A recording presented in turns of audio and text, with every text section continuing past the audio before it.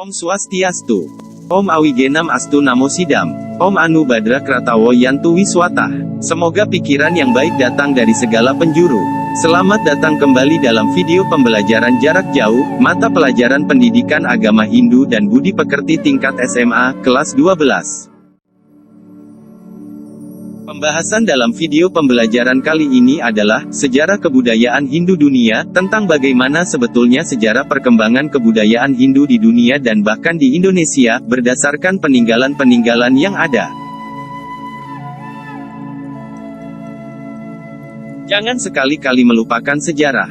Pernahkah kalian mendengarkan ungkapan ini, pada masa kepemimpinan Presiden pertama Indonesia, Insinyur Soekarno?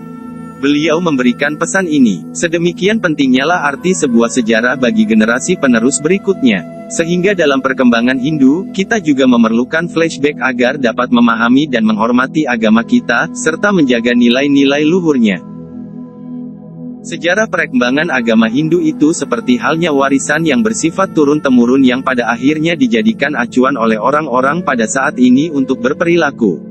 Dalam sejarah perkembangan agama Hindu di India sendiri misalnya, dapat kita ketahui dari kitab-kitab suci Hindu yang terhimpun dalam Weda Sruti, Weda Smrti, Upanishad, Itihasa, Purana dan yang lainnya. Selain susastra tersebut, sejarah Hindu juga dapat diketahui pada peninggalan kuno seperti Arca Siwanata Raja, materai berlukiskan burung elang, materai bergambar orang duduk bersila, bekas rumah pemukiman yang tertata dengan baik, latra, jalan yang lebar, saluran air yang dalam dan lebar, sandal yang terbuat dari bahan kaca, arca terakota yang menggambarkan tokoh spiritual, dan lain-lain.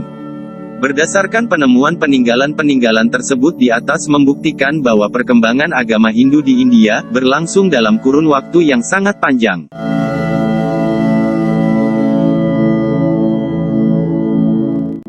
Peradaban kuno lembah Indus. Gelombang migrasi pertama berkisar 14.000 tahun yang lalu menuju anak benua India. Orang-orang Tatar Sunda sedemikian traumanya terhadap banjir di paparan Sunda sehingga mereka terus bergerak ke utara sampai dihadang sungai besar bagaikan laut, Indus yang megah, atau Sindhu. Sebetulnya juga Sindhu dalam bahasa Sanskerta berarti laut. Sungai besar ini merupakan gabungan dari sungai Sengge dan Gar yang berhulu di Himalaya, Tibet. Mengalir melalui India dan Pakistan, bermuara di Laut Arab. Rombongan para filsuf, ahli kitab dan pemikir tersebut, memilih satu tempat aman di pinggir sungai Indus dan menamakan sungai itu Saraswati untuk merayakan dewi pembimbing mereka, dewi ilmu pengetahuan, seni dan musik. Di pinggir sungai Sindhu, mereka merenungkan apa yang mereka bawa yang merupakan warisan kuno nenek moyang mereka, yang kemudian warisan ini semakin diperkaya dengan inspirasi-inspirasi segar. Jauh di kemudian hari, sejumlah besar ilmu pengetahuan, seni dan musik ini kemudian disistematisasi oleh Resi Vyasa dalam kisah Mahabharata, yang juga dikenal sebagai kitab-kitab Weda. Jadi sebetulnya, yang mengawali peradaban lembah Indus, adalah orang-orang Tatar Sunda, di mana reruntuhannya di Mohenjo-daro, Pakistan, dan beberapa tempat di India, masih sedang diteliti oleh arkeolog dan antropolog dari seluruh dunia. Perkembangan agama Hindu di India, pada hakikatnya dapat dibagi menjadi 4 fase, yaitu 1. Zaman Weda. Zaman Weda dimulai sekitar 2500 sampai dengan 1500 tahun sebelum Masehi. Kehidupan umat beragama Hindu pada masa ini didasarkan atas ajaran-ajaran yang tercantum pada Weda Samhita, yang lebih banyak menekankan pada pembacaan atau pelafalan ayat-ayat Veda secara oral, yaitu dengan menyanyikan dan mendengarkan secara berkelompok. Weda adalah wahyu ida Sang Hyang Widi, yang diyakini oleh umatnya bersifat anadi ananta, yaitu tidak berawal dan berakhir, tidak diketahui kapan diturunkan, berlaku sepanjang zaman. Namun demikian di kalangan para sarjana Hindu dan Barat seperti Lokamaya Tilaksastri dan Bal Gangadhar, masing-masing berpendapat bahwa Weda sebagai kitab suci Hindu diwahyukan sekitar kurang lebih 6.000 tahun sebelum Masehi dan tanda kurang lebih tahun 4.000 sebelum Masehi oleh para Maharsi. Ada 7 Maharsi sebagai penerima wahyu Weda, di antaranya, Gret Samada, Wiswamitra, Atri, Baradwaja, Wasista, Kanwa dan Wamadewa. Di samping itu ada juga disebutkan Maharsi lainnya seperti Vyasa, Swayambhu dan yang lainnya. Rig Weda sebagai Weda tertua, sesungguhnya diwahyukan melalui ratusan Maharsi baik pria maupun wanita. Temuan terbaru menuliskan bahwa setidaknya 30 Rsi wanita atau Rishikas ikut berperan dalam penulisan Wahyu Rig Weda. Ciri-ciri zaman Weda adalah sebagai berikut. 1. Masyarakat memuja 4 dewa yang populer, yaitu Agni, Waruna, Wayu, dan Indra. Selain itu juga dipuja dewa lain yaitu Siwa. Di antara keempat dewa yang populer tersebut, Dewa Agni merupakan dewa yang paling populer dipuja. Hal ini dikarenakan secara geografis, lembah Sungai Sindu merupakan daerah yang dingin sehingga keberadaan api, Dewa Agni, sangat penting sehingga menjadi dewa yang sangat populer di kala itu. 2. Cara pemujaan ditekankan pada pelafalan Weda, yaitu dengan menyanyikan dan mendengarkan kidung-kidung suci secara berkelompok. Dan 3. Pengkodifikasian Weda oleh para Maharesi diperkirakan antara tahun 6000 sampai dengan 4000 sebelum Masehi. Adapun Maharesi yang menyusun Weda adalah Maharsi Wiyasa dibantu oleh para muridnya. Namun sabda suci Weda diterima sedikitnya ada 7 resi utama atau yang dikenal dengan Sapta Resi, yaitu Getsamada, Wiswamitra, Atri, Baradwaja, Wasista, Kanwa dan Wamadewa. Zaman Brahmana ditandai dengan terbitnya kitab-kitab Brahmana sebagai bagian dari kitab Weda Sruti, yang disebut dengan Karma Kanda. Kitab-kitab Brahmana berisikan tentang doa-doa serta penjelasan upacara korban dan kewajiban-kewajiban keagamaan. Adapun ciri-ciri zaman Brahmana adalah 1. Masyarakat bersifat ritualistik, karena kehidupan keagamaan dipusatkan pada pelaksanaan ritual, sehingga upacara yatnya mendapat porsi yang dominan. 2. Para Brahmana atau pendeta menjadi golongan yang terhormat dan berkuasa. Dengan demikian kedudukan kaum Brahmana mendapat perlindungan yang istimewa, seperti yang terjadi pada pemerintahan dinasti Chandragupta Maurya pada tahun 322 sampai dengan 298 sebelum Masehi.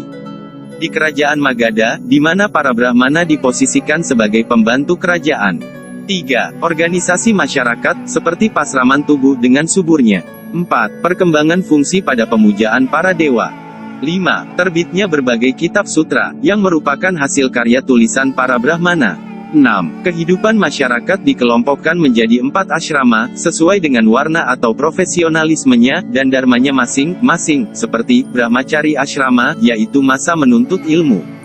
Grahasta asrama, yaitu masa berumah tangga. Wanaprastha asrama, yaitu masa pengasingan diri atau membatasi hal-hal duniawi. Dan Sannyasin atau Biksuka asrama, yaitu masa menarik diri dari kepentingan duniawi. Berakhirnya zaman Brahmana dilanjutkan dengan zaman Upanishad. Kehidupan beragama pada zaman ini bersumber pada ajaran-ajaran kitab Upanishad yang tergolong kitab Weda Sruti, yang dijelaskan secara filosofis. Pada zaman ini, konsepsi Pancasrada dijadikan titik tolak dan penentu dalam penerapan ajaran agama oleh para arif bijaksana dan para Maharisi. Di samping itu konsepsi Catur Purusarta dan Moksaretam Jagadita Yasaiti Dharma, diformulasikan menjadi lebih jelas lagi. Kata Upanishad terdiri dari kata upa, berarti dekat. Ni, merupakan bentuk kata yang artinya disamakan dengan guru. Dan sat, berarti duduk. Sehingga Upanishad berarti duduk dekat dengan guru untuk menerima wejangan-wejangan suci yang bersifat rahasia. Ajaran Upanishad hanya diberikan oleh guru kepada murid-murid yang setia dan patuh dan biasanya bertempat di tengah hutan dengan jumlah yang terbatas dengan sistem pasraman. Ajaran Upanishad disebut pula dengan nama Rahasiupadesa atau Aranyaka yang artinya ajaran rahasia yang ditulis di tengah hutan. Adapun isi pokok ajaran Upanishad itu adalah berhubungan dengan pembahasan tentang hakikat Pancasrada Tattwa. Kitab Upanishad berjumlah 108 kitab. Zaman Upanishad ini muncul sebagai protes terhadap ritual keagamaan yang berkembang pada zaman Brahmana. Kejenuhan terhadap ritual menyebabkan masyarakat mengalihkan diri pada ajaran-ajaran Upanishad.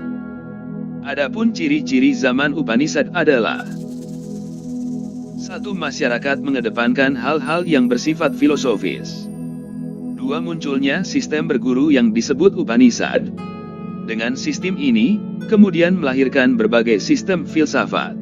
Terdapat 9 sistem filsafat, yang disebut dengan Nawa Darsana, yang kemudian dibagi menjadi 2 bagian utama, yaitu Astika dan Nastika.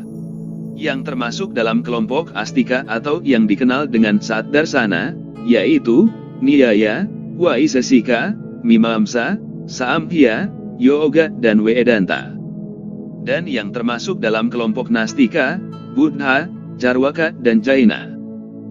3. Pengembangan dan penyusunan falsafah agama. 4. Lahirnya tokoh-tokoh revolusioner di bidang agama, seperti Shankara Acharya, dengan filsafat Adwaita Vedanta, Madhva Acharya, dengan Dwaita Vedanta, dan Ramanuja Acharya, dengan filsafat Wisista Dwaitanya. Zaman Wiracarita yang dimulai pada tahun 600 sampai dengan 200 sebelum Masehi, meliputi perkembangan antara kesusastraan Upanishad yang tertua dan sistem-sistem filsafat atau darsana. Kitab Ramayana dan Kitab Mahabharata menjadi alat untuk menyebarkan cita-cita baru, yaitu mengenai sifat dan ciri-ciri kepahlawanan dan kedewataan dalam hubungan insani atau kemanusiaan.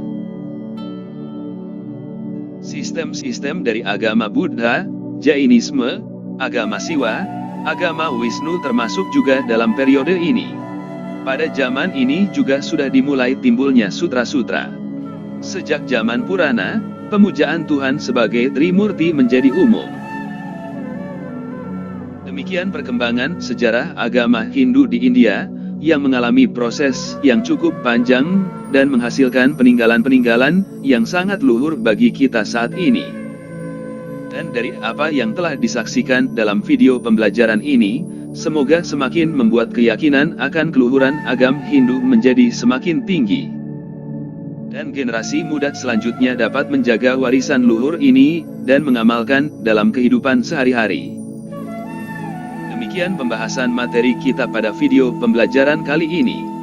Untuk pembahasan materi tentang perkembangan agama Hindu di Indonesia, dan peninggalan-peninggalan penting agama Hindu, dapat disaksikan dalam video pembelajaran selanjutnya. Terima kasih telah menyaksikan video ini sampai dengan selesai. Mohon dukungan untuk mengembangkan channel pendidikan agama Hindu dan Buddhi Pekerti ini, dengan menjadi subscriber dan liker, serta share jika video ini bermanfaat. Sebagai penutup, mari kita ucapkan mantra Santi. Om Diau Santir Antariksam Santir Pirtiwi Santir Apa Santir Osadaya Santir Wanaspataya Santir Wiswedewa Santir Brahma Santir Sarwam Santir Santir Ewa Santir Sama Santir Edi. Om Santi, Santi, Santi Om.